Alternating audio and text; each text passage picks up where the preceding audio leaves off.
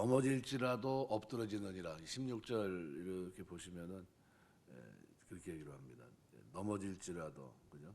대저 의인은 7번 넘어질지라도 악인은 재앙으로 하면 엎드러지느니라. 그래서 여기 27절 말씀은 여기서 말하는 원수, 내 원수가 넘어질 때, 그다음에 엎드러질 때 이렇게 나오는데 나팔, 카샬이라는 단어인데요. 넘어질지라도 엎드러진다. 이 단어는 15절, 16절의 악인 또는 19절, 20절의 행악자 악인 이거 동류로 취급될 수 있습니다. 그래서 16절에서 의인의 운명과 악인의 운명을 대조할 때 넘어질지라도 엎드러지느니라 라는 이 단어를 통해서 본절에서도 아주 비슷한 내용을 담고 있습니다. 그래서 주안점은 원수가 선인이냐 악인이냐 여기에 있는 게 아니라 그가 당하는 어려움에 대한 합당한 자세가 뭔지를 나타내주고 있습니다. 그러니까 다른 사람이 잘못되는 것을 즐거워하는 것은 이 악인의 특징입니다. 그래서 시편 35편 13절서부터 15절까지 보시면은 나는 그들이 병들었을 때 굵은 베옷을 입었고 금식하여 내 영혼을 괴롭게 하였더니 내 기도가 내 품으로 돌아왔도다.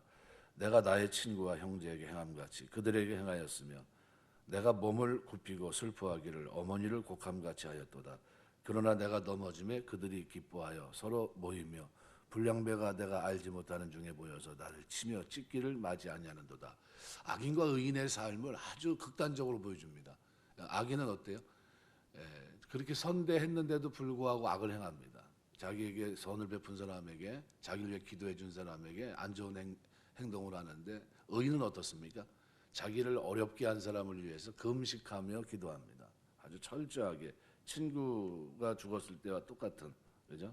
친구나 형제에게 행함같이 그들에게 그대로 행했다는 겁니다. 그러니까 이게 의인과 악인의 엄청난 차이점을 이렇게 보여주고 있습니다. 그래서 본절에서는 이 두 개의 명령문을 통해서 엄격히 금지합니다. 설령 악인으로 규정한다 할지라도 문제는 달라지지 않습니다. 그 사람이 악인이라 할지라도 우리는 어떻게 해야 되느냐는 거죠. 그래서 표면적으로만 보면 이것은 악인의 멸망을 기뻐하는 것을 용인하고 바라기까지 하는 것으로 여길 수 있지만 여타의 구절과 모순을 일으킵니다. 무슨 얘기냐면 성경 전체 흐름은 절대 악인을 가지고 기뻐하는 게 하나도 없습니다. 단 한 번도. 이게 무슨 얘기냐면 공동체가 하나님의 공의의 실현 때문에 기뻐하지 개인이 원수 갚은 거로 인해서 기뻐하는 장면은 그것은 곡해한 거다라는 거죠. 그래서 구약의 표현들은 문자 그대로 악인의 멸망, 죽음을 바라거나 그것을 즐긴다는 표현이 아니라 하는 것을 여러분 이해하시고 악인의 멸망을 통해서 땅 위에 하나님의 공의가 나타나고 그로 인해서 세상의 정의가 실현되는 것을 아주 좋은 쪽에서 바라보는 겁니다. 그래서 대적의 멸망이라는 인간적 차원에서의 저급한 기쁨이 아니라 땅 위에 하나님의 공의, 정의 이렇게 실현되면서 신앙적 차원에서 아주 수준 높은 고상한 기쁨을 가지고 사는 사람들이 하나님의 백성입니다. 그러니까 우리가 이 시대에 살면서도 그리스도인들은 어떤 사람인가? 박해하는 사람을 위해서 기도하는 사람이란 겁니다. 마치 자기 일처럼, 그죠? 자기 그 동족, 자기 형제, 친구를 대하는 것처럼 그들을 위해 금식하며 기도할 수 있는 사람이란 겁니다. 그런데 이렇게 기도할 수 있는 것은 우리 인간 본성으로는 힘듭니다. 그죠? 하나님의 성령이 아니고서는 힘들어요. 어떻게 그렇게 할 수 있겠습니까?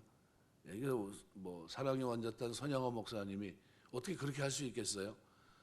자기 아들을 죽인 그 원수를 자기 아들로 삼는다는 게, 양자 삼는다는 게 가능하겠습니까? 하나님의 성령이 아니고서는 불가능한 일들이거든요. 근데 그런 일들을 그리스도 안에서 하고 있다는 거죠. 그러니까 이게 악인과 의인의 차이입니다. 그래서 의인은 그런 중에도 어떻게 해요? 하나님이 백성이 걸어가야 될 길을 걸어갑니다. 기도하는 거죠. 끝까지. 그걸로 인해 기뻐하지 않습니다. 그래서 18절은 오늘 이렇게 표현합니다. 여호와께서 이것을 보시고 기뻐하지 아니하사 그의 진노를 그에게서 옮기실까 두려우니라. 여기 18절은 17절의 명령의 이유입니다. 기뻐 아니하사, 문자적으로는 그리고 그의 눈에 악하여라는 의미입니다. 그러니까 단순히 감정적인 기쁨이 없는 것처럼 번역한 한글 개역 성경의 번역과는 완전히 다른 해석입니다. 그래서 원문은 아주 심각하게 이것이 하나님 평가에 있어서 악인이라고 하는 것을 나타냅니다. 그리고 그의 눈에 악하여라는 겁니다. 그러니까 하나님께서 대적의 멸망을 기뻐하는 것을 범죄로 여기실 만큼 당신의 백성들에게 매우 높은 수준의 관용, 선의의 정신을 요구한다는 사실을 분명히 보여주고 있습니다. 그래서 여기 옮기실까라는 왜 슈브라는 말은 돌이키다, 되돌리다, 슈브라는 단어와 관계되어 있습니다. 그러니까 악인에 대한 진노를 거두신다는 의미로 이해하기도 하고, 혹은 그 진노를 원수의 넘어짐을 기뻐하는 자에게 베풀 것이라는 그런 의미로도 이해되기도 합니다. 그런데 강조점은 후자에 있습니다. 진노를 원수의 넘어짐을 기뻐하는 자에게 베풀 것이다 라는 의미예요. 그러니까 절대로 어떻게 해요? 기뻐하지 말라는 겁니다. 그래서 만약 앞에 있는 전자의 의미를 취한다면 결과적으로 원수의 멸망을 초래하기 위해서 그들의 멸망을 기뻐하지 말라는 의미가 되고 말지만, 그러나 공의 하나님께서 한 사람의 범죄에 대한 처벌을 다른 사람의 범죄로 인해서 멈추실 것이라 기대하기는 대단히 어렵습니다. 그러니까 결과적으로 후자의 의미가 더 설득력이 있다는 겁니다. 진노를 원수의 넘어짐을 기뻐하는 자에게 베풀 것이다. 그러면 우리가 살아가면서 우리에게 악을 행한 사람들, 이런 사람들이 만약에 안 좋은 일이 있다, 그러면 그들을 향해서 어떻게 해요? 기뻐하지 말라는 거예요. 절대로 공의 하나님이 그걸 갚았다 할지라도 그것 때문에 내가 좋아할 일은 별로 아니라는 거죠. 그러니까 이런 것이 하나님 백성들이 속으로 웃는다, 그것도 하지 말라는 거죠. 그래서 하나님 경외와 관련된 보다 깊이 있는 인식을 우리 성경을 대하는, 그죠? 지혜 자녀들에게 이것을 전달해주고 있는 겁니다. 그러니까 단지 율법에 근거한 자기 자신의 삶에 대한 성찰이나 반성, 또는 회개 각성, 또는 결단, 또는 결행, 뭐 이런 거와 관련돼서 세워지지 않습니다. 그러니까 자신의 개인적 감정에서 비롯된 원망 또는 보복, 이 감정이 막 불타오르는 그런 자리, 또는 그에 부합한 하나님의 공의가 그 현실로 나타나는 그런 자리, 볼 수 있는 그런 자리에서도 그 마음을 추스리고 바르고 온전한 마음을 갖는 것을 통해서 더욱 분명하게 하나님의 백성의 정체성을 드러내는 겁니다. 그래서 오늘 본문은 우리에게 원수일지라도 사랑해야 될 것을 말씀합니다. 그러니까 굉장히 어려운 부분인데도 이 부분을 우리가 이해해야 되는 것은 성경 전체에서 우리에게 그런 것을 원하기 때문입니다. 예를 들면 우리를 미워하고 박해하는 자가 멸망했다고 해서 통쾌한 마음으로 박수치지 말라는 겁니다. 성경을 보면 원수들의 심판을 받아 멸망했을 때 기뻐하며 찬양했던 예가 여럿 있습니다. 그 가운데 출애굽기 15장 보시면은 애굽의 군사들이 홍해에 빠져 죽을 때 이스라엘 백성들이 춤추며 기뻐했던 일이 기록이 되어 있어요. 얼마나 기뻤겠습니까? 자기를 죽이려고 하는 자들이 그저 병거, 요즘으로 말하면 뭡니까? 탱크 몰고 온 겁니다. 탱크 몰고 와가지고 어떻게 해요? 오갈 데 없고 바닷길이 열어서 지금 그 길로 도망가는데 거기를 지금 쫓아 들어오고 있습니다. 그럼 어떻겠습니까? 그런 사람들이 바다에 수장되면 박수치지 않겠습니까? 그런 장면입니다. 또 하나는 가나안 족속과 싸워 이겼을 때 드보라와 바락이 승전가를 불렀던 일입니다. 사사기 5장에 기록되어 있고, 또 요한계시록 19장에는 바벨론이 무너졌을 때 천상에서 큰 기쁨과 찬양이 있었다고 기록하고 있습니다. 그런데 가만히 들여다보면요, 이게 개인의 복수가 아니에요. 뭡니까? 공동체입니다.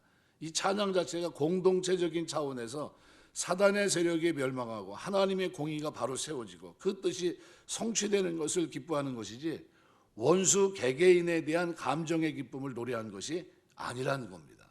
그러니까 성경은 절대로 개인의 복수를 얘기하지 않습니다. 때문에 우리는 이러한 찬양을 보면서 하나님의 백성들이 원수에 대해서 적개심을 갖는다든가 미움 또는 증오, 어떤 분노의 감정을 품고 있었다고 오해해서는 안 됩니다. 그리고 이것은 애굽을 심판하기 전 수없이 미리 재앙을 선포하면서 회개할 기회를 줍니다. 출애굽기 5장 11장까지 보면은 하나님이 어떻게 회개할 기회를 많이 주십니다. 또 신명기 20장 10절 11절을 보면 전쟁 중에 평화를 선포하는 하나님의 율법을 봐서도 우리가 이와 같은 사실을 확인할 수 있고요. 또 우리 하나님은 원수까지라도 끝까지 자비와 긍휼로 품고 구원의 길을 주시고 당신의 백성에게도 그렇게 행하기를 원하시는 분입니다. 그래서 다윗은 자신의 생명을 해하려고 그토록 쫓아다니던 사울이 죽었을 때 사무엘하 1장 17절에서 27절 보시면요, 애통의 노래를 부릅니다. 여러분, 이게 굉장히 다윗을 왜 하나님이 사랑하셨는가? 그에게 사랑이 있습니다. 그가 하나님의 사람 심정을 가지고 사랑합니다. 여러분 자기를 그렇게 힘들게 했던 사람을 10년간이나 미친 듯이 그냥 그 강원도 땅만한 조금 넓은 땅에서 그렇게 도망자의 생활을 하고 잠을 제대로 이루지 못할 정도의 고통, 있을 데가 없어서 망명까지 시도하고 그러면서 우여곡절을 많이 겪지 않습니까? 그런 10년의 세월을 보낸 자기에게 그 근본 원인은 뭡니까? 그 사울이거든요. 근데 그 사울 때문에 얼마나 힘들었습니까? 그죠? 그 더군다나 제사장 85인을 죽였을 때는 더 했고요. 말로 표현할 수 없고 내가 거기를 왜 갔지 하면서 자책할 정도로 내가 차라리 그냥 굶는 거 많은 건데 하면서 얼마나 힘들었습니까? 그런데 그가 죽었을 때 애통의 노래를 부릅니다. 그럼 단순히 다윗만 그랬는가? 누가복음 19장 41절 44절에 보면 당신을 배척하고 죽이려 했던 우리 예수님도 이스라엘을 위해서 눈물을 흘립니다. 그 백성을 향해서 자기를 지금 어떻게 해요? 십자가에 못 박게 내어주는 그죠? 그 백성들을 향해서 예루살렘을 보시면서 우세요. 그들의 미래를 보시면서. 사울 또한 우리가 아는 사도 바울 자신을 핍박하고 동족을 위해 아픈 마음으로 로마서 9장에 보시면 기도합니다. 얼마나 힘들었습니까? 유대인들 때문에, 자기 동족들 때문에, 자기를 죽이려고 아주 40인 금식하고 결사대를 만들고, 그죠?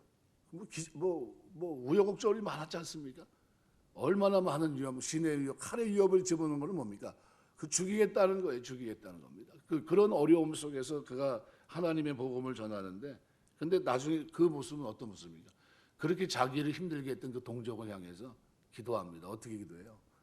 하나님 차라리 내 이름을 생명책에서 빼더라도 모세처럼 내 동족을 구원해 달라고 하나님 앞에 부르짖습니다. 이게 사도 바울이에요.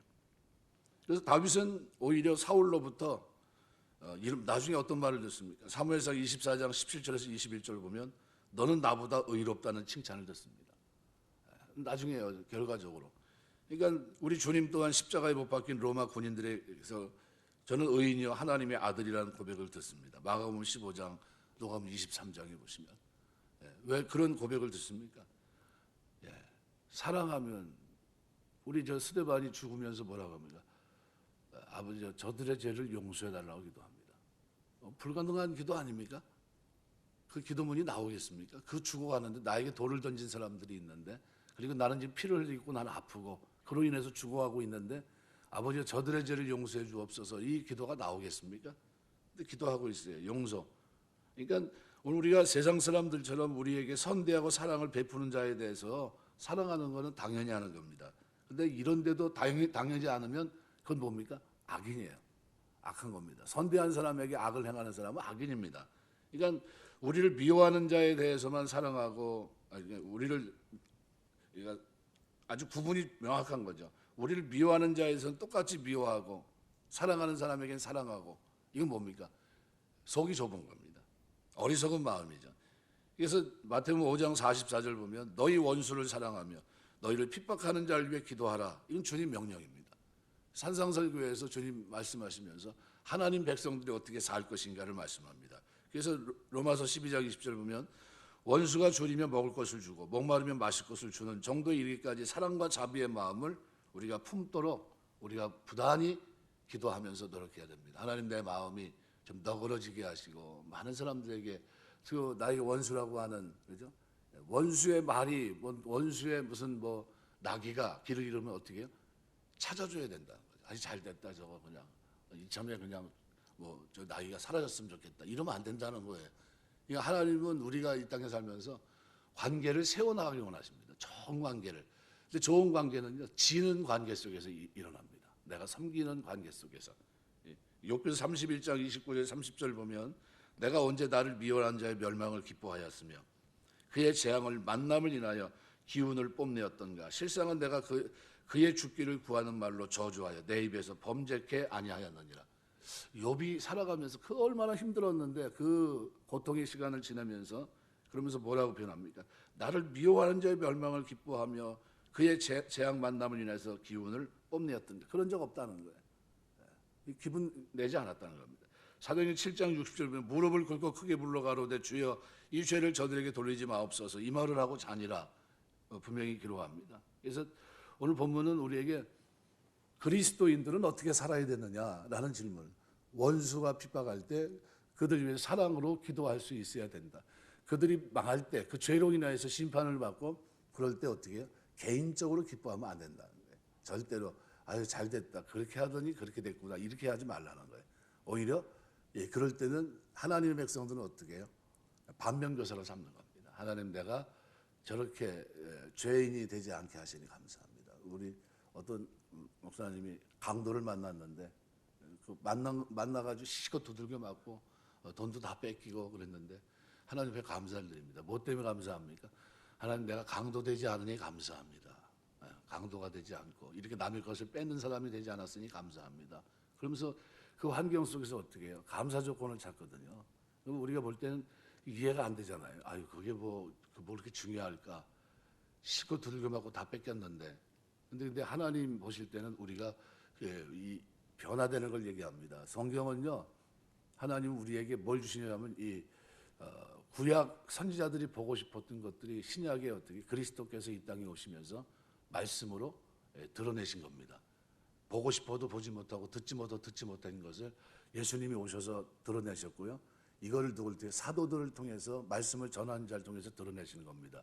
하나님 말씀을 알게 하신다는 게 그런 뜻이에요. 그러니까 그 말씀을 우리가 알게 되면 그 다음서부터 어떻게 됩니까? 그 말씀이 내 전 인격을 다 고쳐야 되는 겁니다. 전 인격, 지정, 의가 포함되어 있는 내 마음, 살아가는 삶의 자세 모든 것들 어떻게 해요? 다 수술합니다. 그게 말씀을 통해서요. 말씀을 안다는 거는 누구예요? 앞에 있는 목사나 복음을 전하는 사람을 통해서 말씀의 내용을 정확하게 해석해 주는 걸 얘기합니다. 그럼 그걸 가지고 어떻게 해요? 나에게 적용해서 내 삶을 바꾸는 겁니다. 이전 것은 지나갔으니 보라 새 것으로 만드는 거예요. 그게 구약이 얘기하고 있었던 신약이 그리스도 안에서 시작된 놀라운 비밀입니다. 이걸 골로새서에서 얘기하고 있거든요. 그러니까 우리가 뭐가 비밀이냐 하면 하나님의 복음이 드디어 열려서 우리가 볼 수 있고 들을 수 있게 됐다는 거예요. 이게 비밀이에요. 이걸 통해 내가 변화되는 게 비밀입니다. 내가 깨지고 새로워지는 게. 이게 우리가 예수 믿으면 자꾸 변화돼야 돼요. 개혁되고 바뀌어지고. 이게 우리 능력입니다. 근데 말씀대로 가고 나는 나대로 가고 평행선을 이루면서 이런 말씀이 있구나. 그리고 그냥 지나가면 안 된다는 거예요. 그 말씀이 나의 삶에 들어와야 되는 겁니다. 그게 나를 주장해야 됩니다. 왜요? 나는 그리스도의 것이 됐기 때문에. 그런데 그리스도의 말씀이 나를 주장하게 해야 됩니다. 그래서 내가 인간적으로 볼 땐 이게 맞는데 세상 사람들은 이렇게 살지만 나는 어떻게 해요? 말씀이 원하는 삶으로 내 걸음을 옮겨가야 됩니다. 그게 하나님의 백성이에요. 우리가 원수에 대한 태도도 그래서 중요한 겁니다. 지난 날에는 어떻게 원수 갚는 게 맞아요. 동해보복법을 통해서 어떻게 원수를 갚을까? 이해는 이니까 그만큼만 해야지 이렇게 하면 되지만 그런데 신약은 어때요?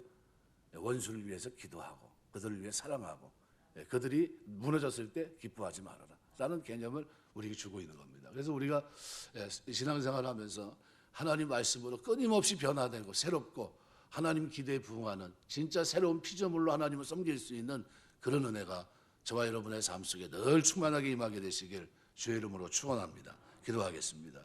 원수일